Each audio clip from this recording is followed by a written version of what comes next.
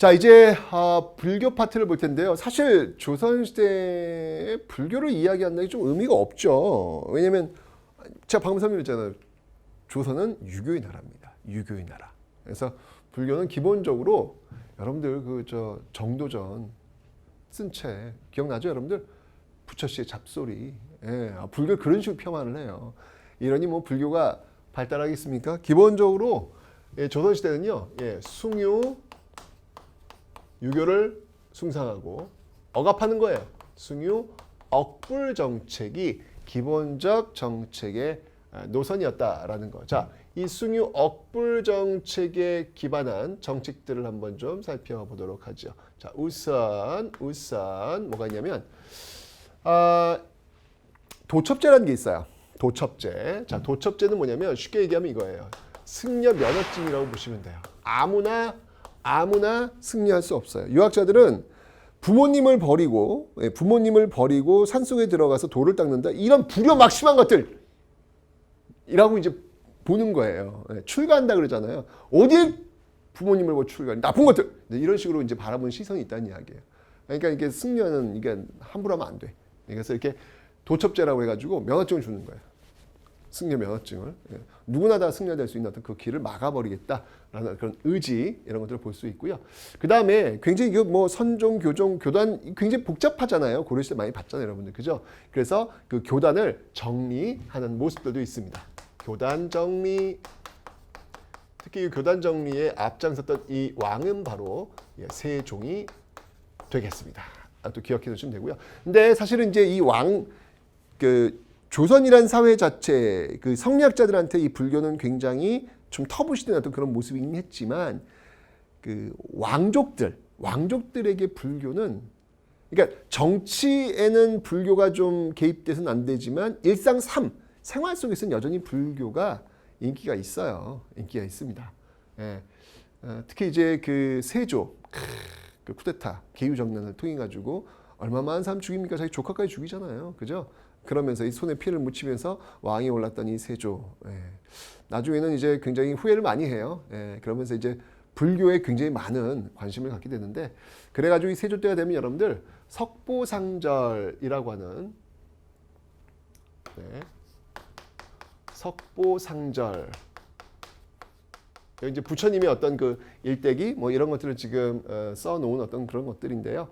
이런 석보상절 요거 이제 만들었을 때는 언제면 수양대군 때. 수양대군이 누가 되는 거예요? 이게 이제 바로 수양대군이 뚜루루루루루루루 바로 세조가 되는 것이죠. 세조. 그래서 이 세조 때는 여러분들 이런 어떤 그 부처와 관련된 불경을 만들기 위해서 간경도감이라는 간행하기 위해서 이런 불교 경전을 만들기 위해서 만든 임시관청, 이런 간경도감 같은 것들을 또 만드는 그런 모습들이 좀 보이곤 있습니다. 요 정도, 불교는 뭐 요 정도만 여러분이 기억하시면 되겠네요. 됐죠? 자, 이제 역사 파트를 한번 보도록 하겠습니다. 역사 파트 중요합니다.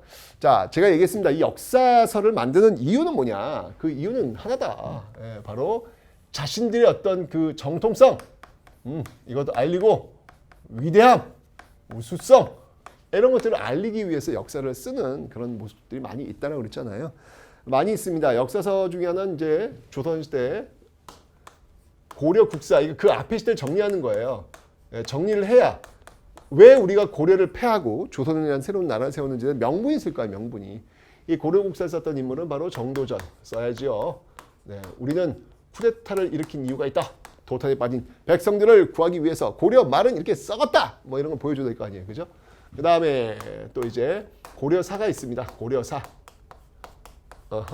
자, 이 고려사를 썼던 그 방식은 뭐냐면요. 고려사 썼던 방식은 기전체 방식이에요. 여러분들 그 김부식의 삼국사기 고려시대 기억나시죠?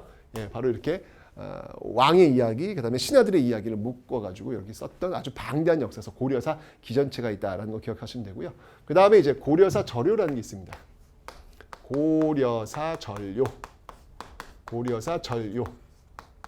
이 고려사 절요는 여러분들 편년체 방식으로 썼어요. 편년체 방식으로 썼다. 이거는 이제 순서대로 뚝뚝뚝뚝 이렇게 써내려가는 어떤 그런 모습들.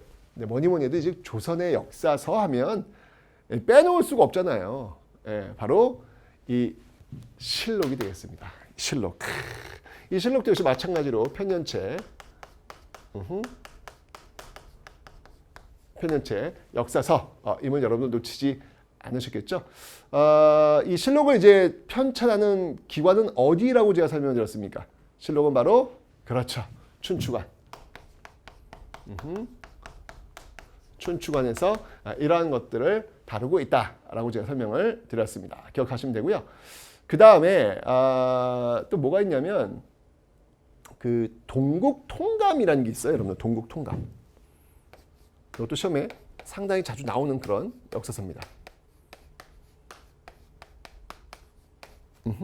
이 동국통감이라고 하는 것은 요거는 고조선부터 고려까지, 요거는 이제 고조선부터 고려까지 써내려간 통사예요. 통사. 고조선부터 고려까지 써내려간 통사, 동국통감이 있다라는 거 여러분 좀 하나 기억해 놓으시면 되고요.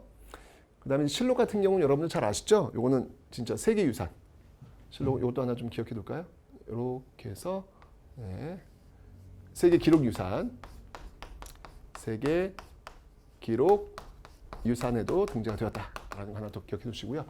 우리가 기록의 민족 아닙니까? 꼼꼼하게 썼던 어떤 그런 모습들. 동국통감은 이제 고조는 고려 이렇게 나오고 있는 것이고, 역사서라기보다는 또 하나의 이제 그 시문집이 하나 있어요. 그게 뭐냐?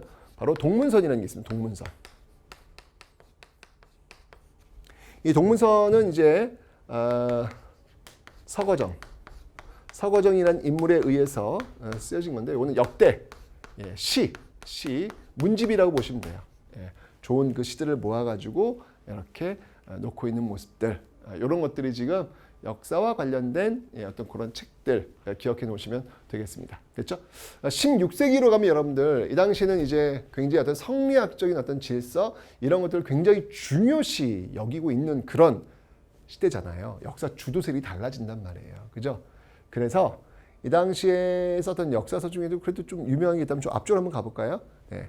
저기 우리 앞에 여러분 이율곡 배웠죠? 이율곡. 자, 이 이율곡에 역사서가 있어요. 자, 갑니다. 이율곡의 역사서 쭉 이렇게 오면요. 네, 바로 기자실기라는 게 있습니다. 기자실기.